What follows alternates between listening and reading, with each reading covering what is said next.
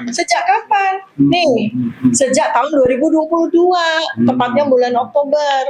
Ketika ini pertama kali spesimen yang dinyatakan sebagai ijazah Joko Widodo, ya walaupun bentuknya fotokopi, dikeluarkan secara official oleh Dekan Kehutanan UGM, Pak Dr. Sigit Sunarta. Artinya kita anggap ini sebagai versi yang official ya, pertama kali muncul. Ternyata setelah dibuka, memang betul fatal. Karena dilegalisasi ini nggak ada tanggalnya. Nggak ada tanggalnya. Kapan itu? Iya, ini fatal.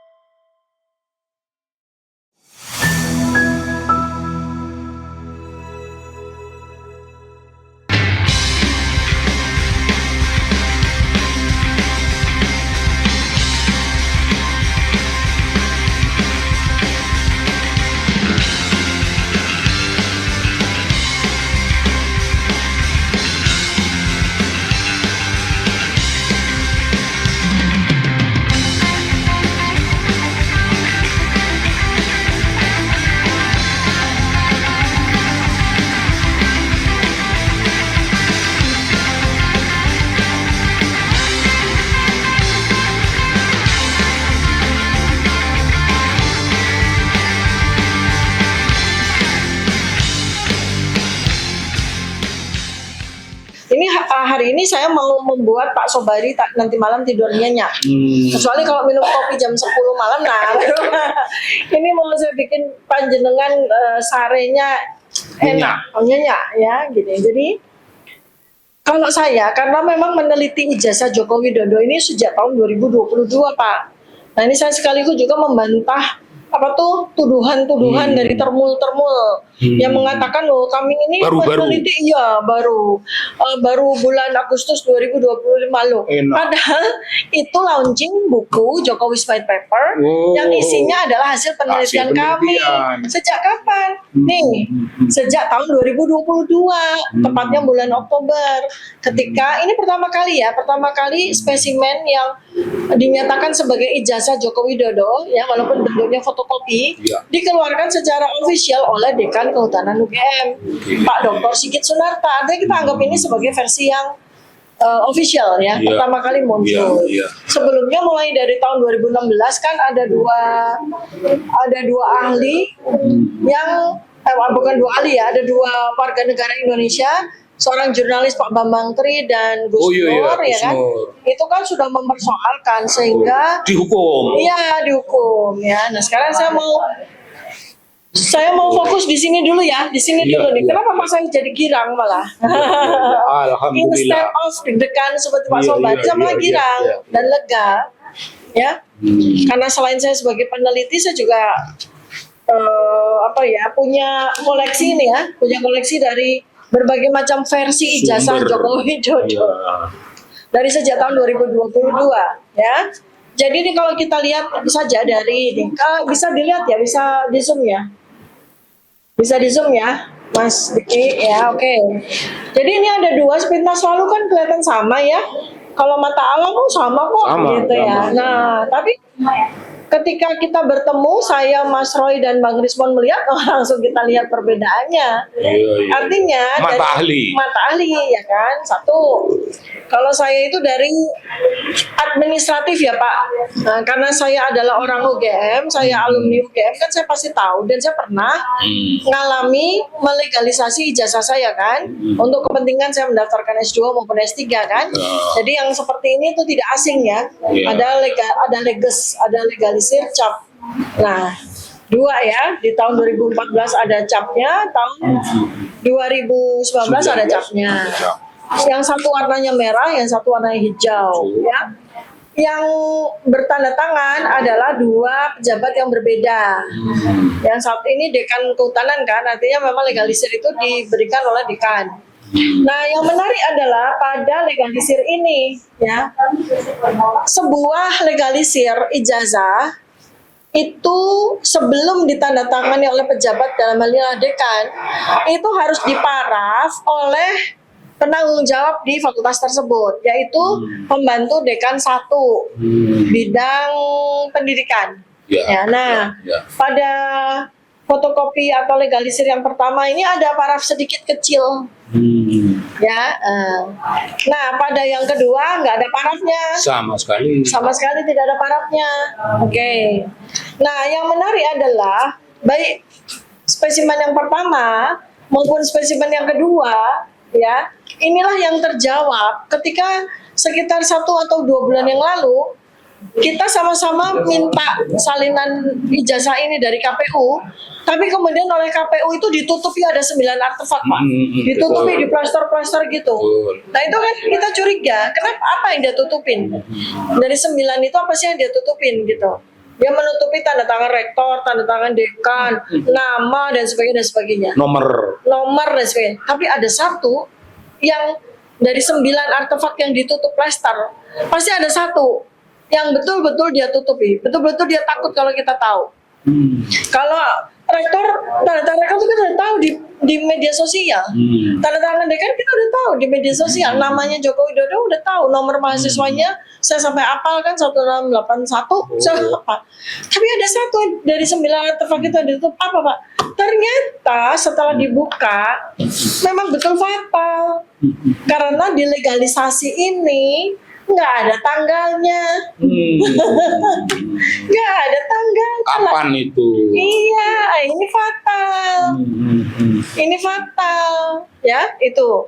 Dari kefatalan 2 hal tersebut ya. Pertama adalah dari dari perbedaan yang ada dari sisi morfologi dari dokumen, ya, ini sudah beda. Kemudian yang berikutnya lagi adalah legalisasinya. Tidak ada paraf, ya, dari pejabat di bawah dekan dan tidak ada tanggalnya. Nah, itu udah fatal. Nah, terus kemudian selama berminggu-minggu setelah tanggal 15 Desember 2025, ketika tiba-tiba muncullah sebuah ijazah, selembar ijazah di acara gelar perkara khusus, di mana di situ ada dua ciri yang sangat penting pada sebuah ijazah yang kami temukan di medio tahun 2025, yaitu watermark dan emboss. Tiba-tiba versi ijazah yang dimunculkan kepada kami dalam 5 menit, tiba-tiba ada emboss, ada watermark. Nah, ya kan? Nah, sekarang kita mau buktikan apakah ijazah versi 2014 ya dan versi ijazah 2019 itu ada watermarknya dan ada embossnya. Ternyata polos. Tidak ada sama sekali. Ternyata polos, nggak ada watermark sama sekali, nggak ada emboss di tanda tangan rektor. Yang 2019 kita juga lihat polos juga, polos, nggak ada watermarknya, nggak ada embossnya. Coba bayangkan. Nah, saking penasarannya Pak, saya menguji berdasarkan dari spesimen yang kami temukan dari almarhum Insinyur Bambang Budi Harto. Beliau ini lulusan kehutanan asli UGM, lulus tahun 1985. Kakaknya seorang saksi, Rujito. Ya? Pak Rujito SH LM ya. Ini adalah replika dari spesimen ijazah ya. Yang mana kami kan waktu bertemu dengan ijazah asli ini kamu senang sekali gitu ya, karena beberapa tanda yang sangat prominen gitu ya. Pertama adalah watermark, kemudian emboss. Wah, ini kami senang sekali. Karena pada yang kita lihat di versinya Idiansa ini kan nggak ada kedua itu. Nah, penasaran Pak, apakah kalau di fotokopi lagi watermark sama embossnya hilang nggak sih? Gitu kan? Hilang nggak sih? Nah, saya coba Pak, saya uji Pak.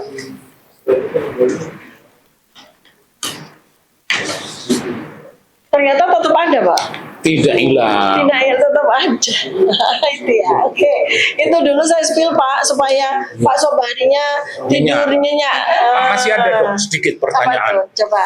Apakah temuan yang ini itu sudah tegas menjadi peneguhan bahwa apapun temuan di belakang hari Ya. dari KPU Solo, dari KPU Jakarta, dua KPU itu, Ya.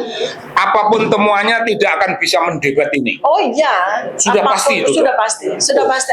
Bagaimana logiknya? Ya logiknya sebenarnya itu ketika ini sudah muncul KPU pusat, ya, ketika sudah muncul KPU pusat, ini kita bicara secara neuroscience behavior ya Pak, secara ilmu saya ya. Ini kan dia menggunakan dua dokumen ini untuk meraih jabatan yang nggak ada lebih Tertinggi. tinggi daripada jabatan presiden.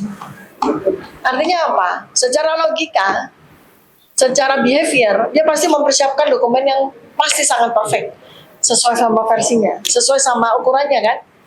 Sehingga kalau diambil ini kalau kita secara penelitian kita mau studi komparasi, kan harus ada gold standarnya Pak, standar emasnya, standar bakunya. Mana dari standar baku yang kita pakai? Apakah dokumen untuk presiden, atau dokumen untuk gubernur, atau dokumen untuk wali kota? Pasti dokumen untuk presiden. Ya kan? Nah, kita sudah mendapatkan ini adalah gold standard, ya kan? Ini adalah gold standard. Artinya sebetulnya kita mau dapat spesimen dari Surakarta maupun spesimen dari Jakarta udah nggak terlalu relevan. Nggak relevan lagi. Karena untuk jabatan rendah. Iya. Gitu, kecuali kita kemarin Bonatua dapat dari yang wali kota. Kita mesti cari lagi.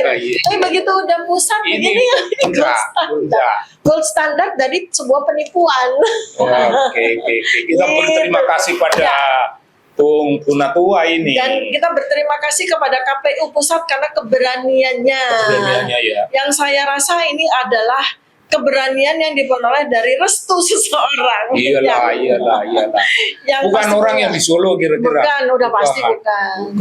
Pasti KPU ini membuka dokumen yang sangat penting. Yang ini adalah sebuah apa Pak bahasa Jawanya ya? Penutup itu, penutup dari sebuah kisah gitu tuh. Apa tuh? Penutup dari sebuah kisah. Yang membuat kisah itu menjadi happy ending nih. Kemenangan. Kemenangan ya. Kemenangan. Ya. Buka wadi. Ya. Wadi ini Jokowi. Terus muter lah. Iya, ini kita udah ya ini kalau apa namanya dengan dokumen yang sudah dikeluarkan oleh KPU, kami bertiga ataupun kami berenam ya dengan yang klaster 1 itu masih juga ditersangkakan. Itu pakai jargonnya Bang Haji Roma Irama, sungguh terlalu. Baik, terima kasih Pak. Jadi ini closing dari sejarah panjang penelusuran tentang kebenaran, berakhir pada jawaban kebenaran. Tidak akan bisa digoyah-goyah lagi. Insya Allah. Jokowi yang tidak bisa tidur sekarang. Mungkin sudah lama tidak bisa tidur. Baik, terima kasih Kang Sobari. Alhamdulillah. Kami tadi sudah sampaikan kepada penyidik bahwa ada 13 ahli lagi yang akan kami hadirkan. Ya, jadi saya nggak spill nama-namanya, tapi saya spill keahliannya. Yang belum dilaporkan jangan spill dulu. Ya, jadi nama-namanya itu tidak kami spill ya, supaya mereka juga tetap terjaga. Keahliannya boleh pakai Pak? Keahliannya aja ya. Pertama adalah pakar bahasa, ya. Kemudian yang kedua adalah pakar pidana. Kemudian yang ketiga adalah pakar neuropsikologi, ya. Ini dalam hal ini psikologi ya. Kalau yang Prof. Ini saraf. Zainal Mutakin kan neuroscience, bedah saraf ya. Ini psikologi. Kemudian pakar pendidikan yang menguasai detail pendidikan Universitas Gadjah Mada dari tahun 1977 sampai sekarang, ya, di mana di dalamnya itu ada masa 1980 sampai 1985, di mana seseorang yang bernama Joko Widodo mengaku kuliah di Fakultas Kehutanan Universitas Gadjah Mada. Ahli ini sangat mengetahui secara detail bagaimana sistem perkuliahan di Universitas Gadjah Mada, ya. Kemudian ada Profesor Ahli Administrasi Publik. Gadjah Mada ya? Ada nama aku di situ. Nah, ini ada Profesor Ahli Administrasi Publik. Beliaulah yang mengetahui materai apa materai nilai rupiah berapa, warna apa yang berlaku di tahun 1985. Setiap tahun itu berbeda ya? Iya, sesuai undang-undang tahun 1985. Ini udah kuncian, udah kunciannya, udah nggak bisa dikutak-atik lagi ya. Untuk gitu. Lalu kemudian ada lagi witness ya, dia pakar jurnalistik ya, yang sekaligus menjadi saksi fakta karena hadir bersama kami di tanggal 15 April 2025 di UGM. Ya, beliau hadir, pakar jurnalistik. Kemudian ada lagi adalah teman kami diaspora internasional ya. Beliau dari salah satu forum yang juga waktu itu membersamai kami di tanggal 15 April 2025. Lalu ada dua lagi adalah sesepuh Yogyakarta ya, beliau adalah ulama, dan salah satu lagi adalah profesor juga yang juga selain pakar beliau membersamai kami di tanggal 15 April 2025. Ya, jadi ini udah kuncian semua ini. Ini udah kuncian semua. Dan ada satu lagi yang ini udah kunci dari segala kunci ini, yaitu seseorang yang mendapatkan warisan dari almarhum kakaknya. Ya, mendapatkan warisan, yang warisan itu sudah diterakan notariat ya. Beliau mendapatkan warisan dari iya. Ya, salah satu warisan dari yang sangat berharga dalam kasus ini adalah ijazah asli dari Fakultas Kehutanan UGM tahun 1985. Udah di situ dah. Dan itu yang ditampilkan kemarin di pengadilan Mas Taufik ya? Iya. Itu saya ijazah tersebut dan transkrip tersebut, Amar, tolong ambilin yang ijazah yang kemarin kamu kasih. Oh ya. Oh, ini ada. Ini alat saya. Ini lebih Ini tebal. saya mau tunjukkan sesuatu yang nggak bakalan bisa dipalsukan. Karena Mati Pak, jangan dipegang, jangan disentuh. Oh iya, Tapi gimana caranya kalau nggak disentuh gitu, gimana terbalik? ya, ini replika ya, ini replika. Itulah. Ya, ini namanya replika ya. Ini replika, aslinya ada di tempatnya ahli waris tersebut ya. Ini replika dari ijazah asli Fakultas Kehutanan Universitas Gadjah Mada. Ya. Pada beberapa bulan yang lalu, saya hadir ke rumah beliau, memegang betul dengan setidaknya 2 dari panca indera saya, yaitu mata dan taktil ya, sentuhan ya. Saya menyentuh ya ijazah yang sangat indah dan sangat berharga, asli, dan seketika saya mengetahui bahwa inilah ijazah yang betul-betul asli. 3 hal sudah di-spill sama Mas Roy dan diteliti juga sama Mbak Rismon. 3 hal ya yang utama, yaitu satu adalah watermark ya, ada watermark yang sangat jelas. Ini replika, jadi kalau yang asli jelas sekali ya. Usia 40 tahun tapi masih sangat jelas. Kemudian ada emboss ya. Ya, emboss itu adalah cap ceklok ya, cap ceklok. Yang ada gunanya, ini bukan hiasan. Ini ada gunanya. Jadi emboss atau cap ceklok ini mengunci tanda tangan rektor ini. Dan tembus ke belakang. Tembus ke belakang. Ya, ini kalau replika jadi nggak tembus ke belakang. Nah, kalau yang asli tembus ke belakang. Udah dari 2 itu aja udah susah sekali untuk dipalsukan. Ya. Stempel Mbak. Nah, ya, jadi satu watermark kan yang sudah di-spill ya. Kedua adalah emboss cap ceklok ya. Kemudian yang ketiga adalah lintasan stempel yang jelas sekali, ya, jelas sekali. Nah, ada satu lagi yang mau saya tambahkan yang belum juga disampaikan oleh semua orang ya, yaitu soal syarat foto. Syarat foto untuk wisuda itu ada jelas sekali syaratnya. Dan itu ya, kami mahasiswa Universitas Gadjah Mada itu khas banget. Kami punya langganan di mana kami pas foto untuk ijazah. Ya, walaupun itu bukan rekanan resmi, tapi mereka tahu persis. Ya, studio foto itu ada di Jalan Kaliurang. Semua orang yang mau wisuda di UGM udah pasti fotonya di situ. Dan mereka sudah diberikan syarat-syarat oleh UGM. Fotonya harus begini. Latar belakangnya. Jadi ini rata-rata seragam karena memang kita fotonya di situ-situ aja. Apalagi tahun 85 kayaknya nggak banyak tukang pas foto ya. Memang iya, memang ada aja cuma di Jalan Kaliurang itu. Iya. Kalau sekarang kan sudah pojok tuh. Kota kalau sekarang enggak, cuma di situ aja. Koordinasi di situ. Iya, ada namanya Samudra apa gitu ya, jadi Sanur gitu-gitu. Bukan Samudra atau apa lagi. Itu tuh satu keluarga. Nah itu ya kita di situ-situ aja. Dan fotonya persis seperti ini, ya. Nggak pakai jas. Jarang, bahkan mungkin nggak ada yang pakai jas untuk S1 ya itu. Saya tambahkan lagi ya. Dan kemarin juga sudah disampaikan oleh Pak Rujito. Jadi ini bukan sesuatu yang baru. Karena sudah saya sampaikan, ya itu ya. Satu lagi, memang ada satu lagi yang saya sampaikan juga kepada Mas Roy dan Bang Rismon. Satu ya, fakta ketika saya memegang ijazah ini, yaitu tali air.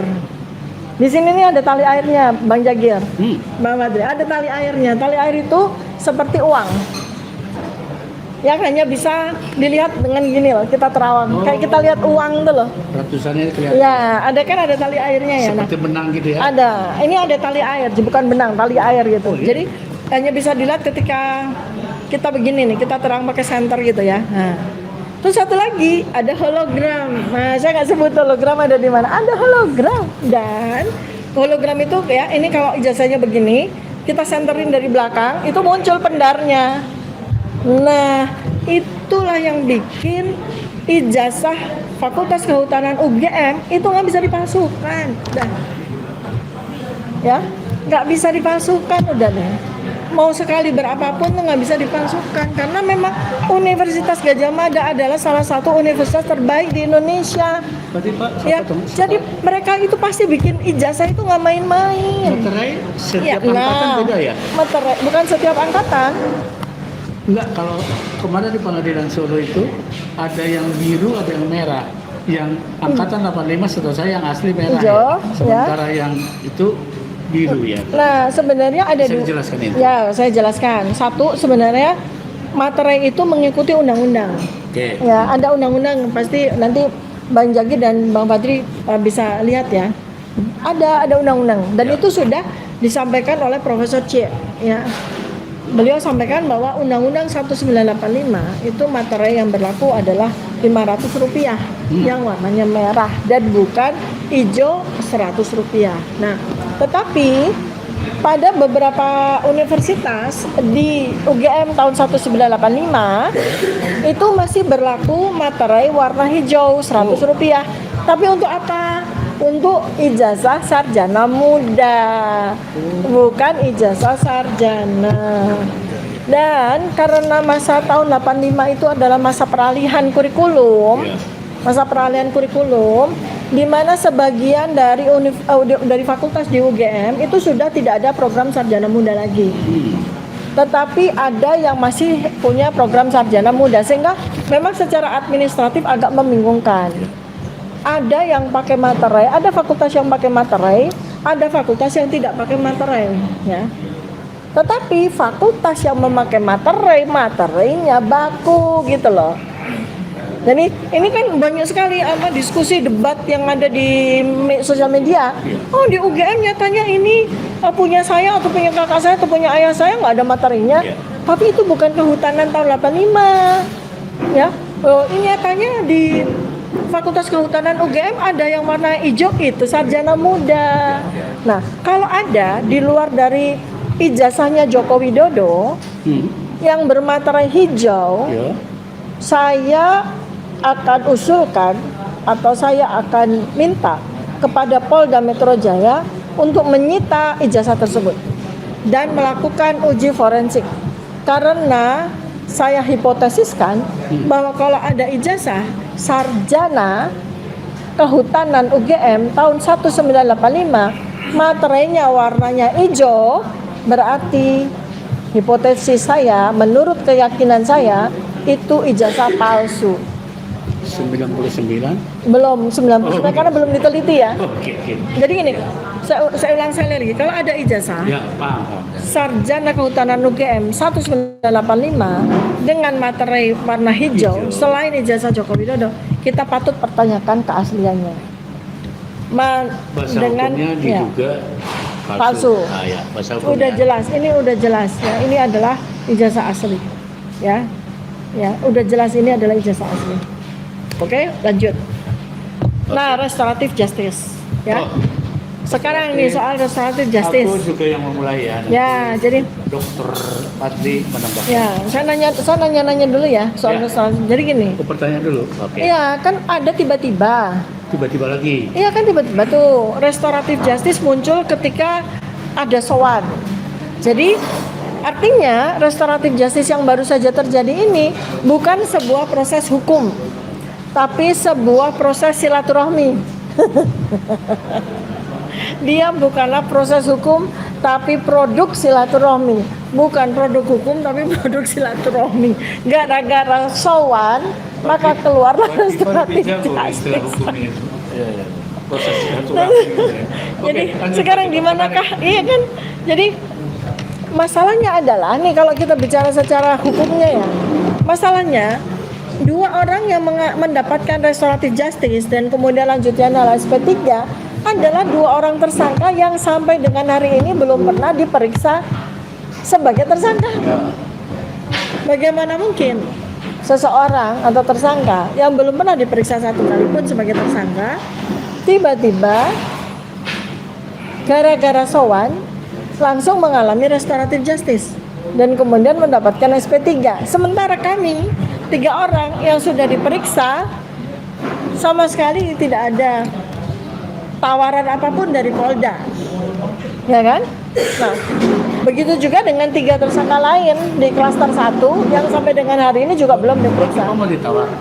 Bukan gitu, bukan soal restoratif justice-nya, tapi gini loh, ini kan 8 orang ini itu kan dilaporkan dengan laporan yang sama, Pasal sama. pasal sama, laporannya juga sama gitu kan. Jadi kalau salah 1, salah 2, atau salah 3, salah 4, salah 5 dari 5 orang ini Ya. mendapatkan sebuah perlakuan hukum, Ya. dalam hal ini saya nggak soal restoratif justice, soal SP3 buat saya. Ya. Artinya kan berlaku kepada semuanya dong. Ya, betul. Iya kan?